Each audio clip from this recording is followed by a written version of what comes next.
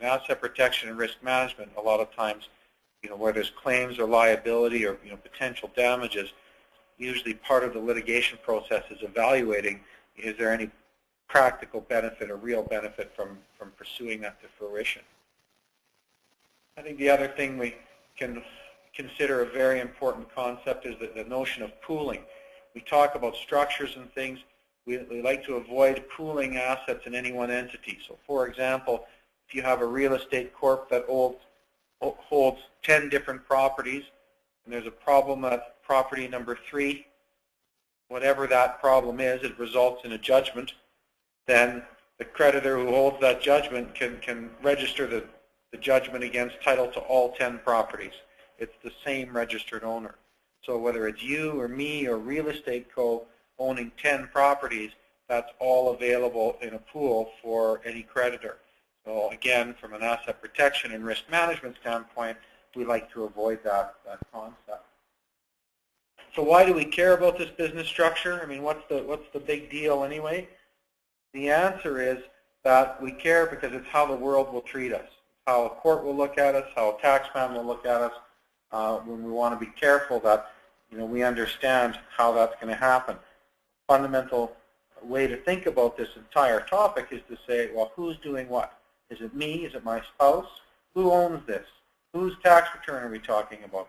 Who signs what? What am I signing?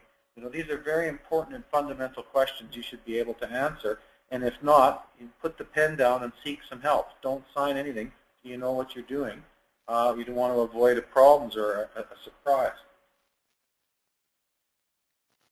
My favorite slide of the show is this one. People often say, hey, lawyer guy, please show me the one way to do this. How should I set myself up? What's the best way to do it for everything? Show me the secret answer. Of course, there is no one way. There is no right answer to life. Everyone is different. When we look at structuring, we think about your status in life, your age, your resources, what type of transactions you hope to do. These things can vary wildly, although we still have those common principles we've just discussed. So what are your choices then for business structure and asset protection? What can you pick? Well, we have tools in our toolbox, and these are them. We have sole proprietor, partnership, and incorporation. Generally speaking, in Canada, that's pretty much it. In the U.S. and other jurisdictions, they may have more choices or hybrids of these choices.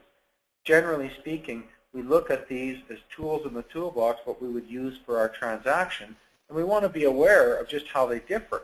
So it's not as though one is better than the other. It's sort of like saying a screwdriver is not better than a hammer or a saw.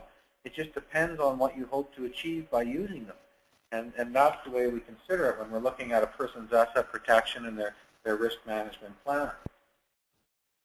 What we're usually concerned about is, does it create a separate person? Does it create a separate taxpayer? Yes or no, and that matters because, again, the law and the tax man will often ask, who's doing what? And the results will flow from those answers. So a sole proprietorship might seem rather intuitive. We all know what that is. It's, me, Tom the guy, doing stuff. I am the business.